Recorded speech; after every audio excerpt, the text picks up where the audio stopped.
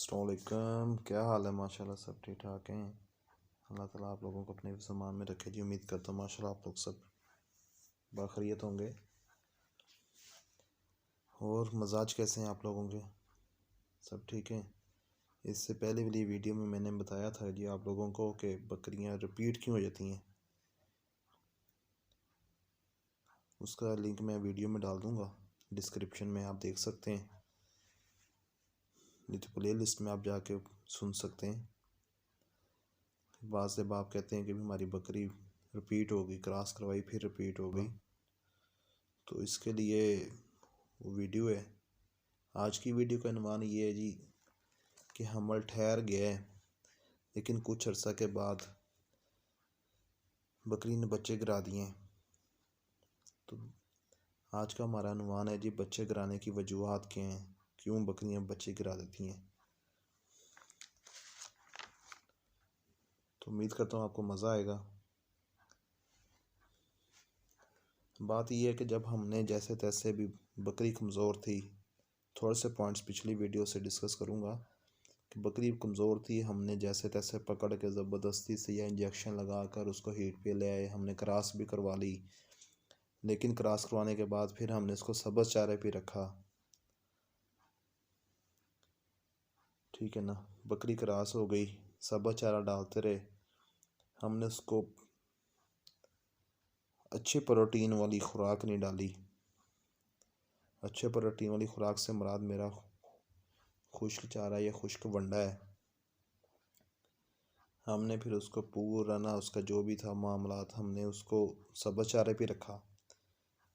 सब्ज़ चारे में अब होता क्या है, सब्ज़ चारे में उनकी प्रोटीन लेवल कम होता है, 80-90% उसमें पानी होता है।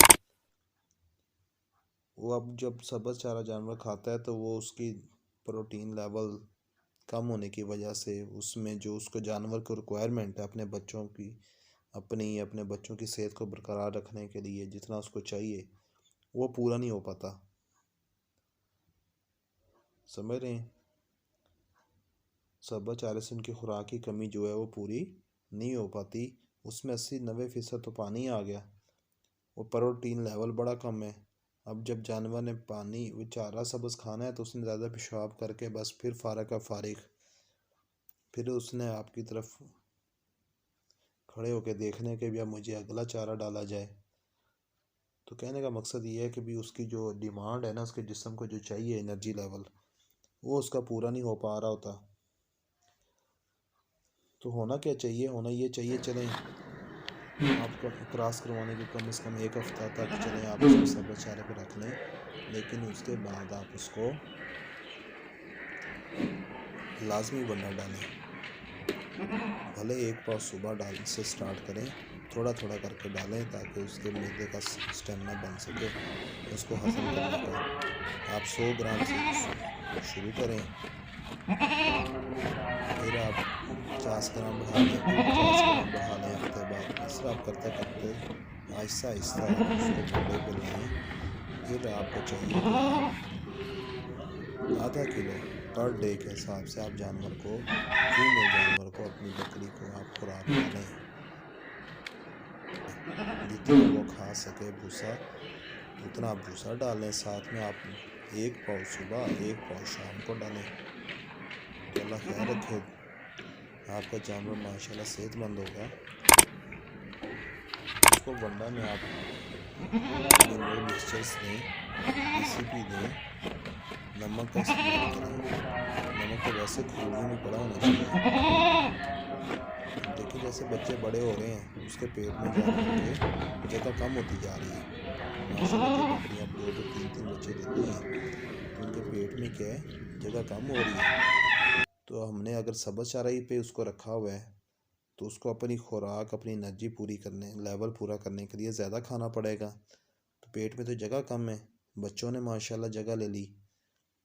तो करना हमें क्या है, हमें ऐसी खुराक देनी है जो मकदार में कम हो लेकिन उसका एनर्जी लेवल, उसका प्रोटीन लेवल जितना बकरी को चाहिए वो पूरा हो।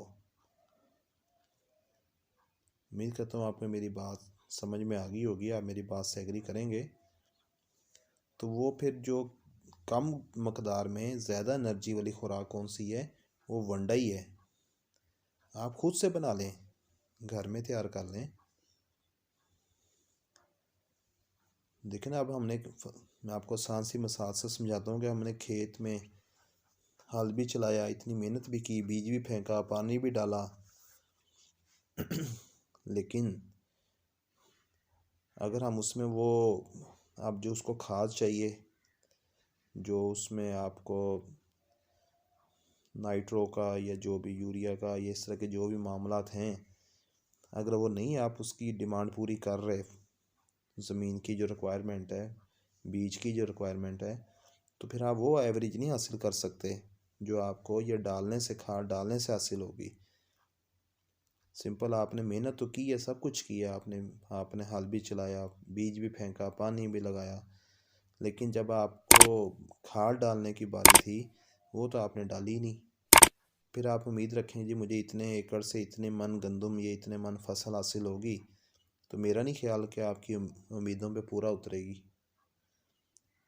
तो यही मिसाल ऐसे ही जानवर की है कि माशाल्लाह आपने इसको क्रॉस भी करवा लिया, तो अब इसकी रिक्वायरमेंट ये है कि आप इसको अच्छी खुराक दें ताकि बच्चों की एवरेज भी अच्छी आए, ये बकरी की सेहत भी अच्छी हो, बकरी बच्चे भी आसानी से डेवलप कर सके। समझ रहे हैं? तो अगर आप अच्छी खुराक देंगे तो ये अल्हम्दुलिल्लाह सुम्मा अल्हम्दुलिल्लाह बड़े अच्छे तरीके से बच्चों को डिलीवर करेगी, और आपका खुराक का ख़र्चा ये ज़ाया नहीं जाता। ये मैं अक्सर कहता होता हूँ कि जो आप जानवर पे अपनी इन्वेस्टमेंट कर लेते हैं ये आपकी ज़ाया नहीं जाती जी। आपके बच्चे सेहतमंद पैदा होते हैं, जानवर का दूध उतरता है।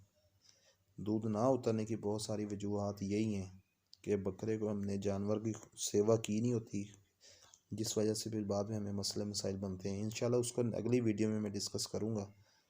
बाकी दूसरी वजह बच्चा गिराने की ये भी हो सकती है कि आपने बकरियों को इकट्ठा एक खुली पर डाला हुआ है चारा, तो जो कई बकरियां साथ वाली हैं, कोई बकरी टक्कर मार देती है, उसकी वजह से भी बकरियां बच्चे गिरा देती हैं। तो इसलिए हमें ये एहतियात करनी होगी कि हमने उनको अलग से खुली पे डाल के खिलाना है, खड़े करके। मज़ीद कोई बात पूछनी हो तो आप मुझसे कमेंट्स में पूछ सकते हैं। वीडियो अच्छी लगे तो आप इसको लाइक कर दें, ज़्यादा से ज़्यादा दोस्त अहबाब के साथ शेयर करें ताकि किसी का भला हो सके। मैं जो भी बात करूँगा अपनी नाकिस समझ के मुताबिक करूँगा। चैनल को अभी तक सब्सक्राइब नहीं किया तो आप चैनल को मेरे सब्सक्राइब कर दें, साथ में बेल आइकन होगा जिसको प्रेस कर लें ताकि जो भी मेरी तरफ से वीडियो अपलोड हो उसका नोटिफिकेशन आप लोगों तक पहुँचे। अपने जानवरों का ढेरों ख्याल रखें, दुआओं में याद रखें। जज़ाकुमुल्लाह खैर।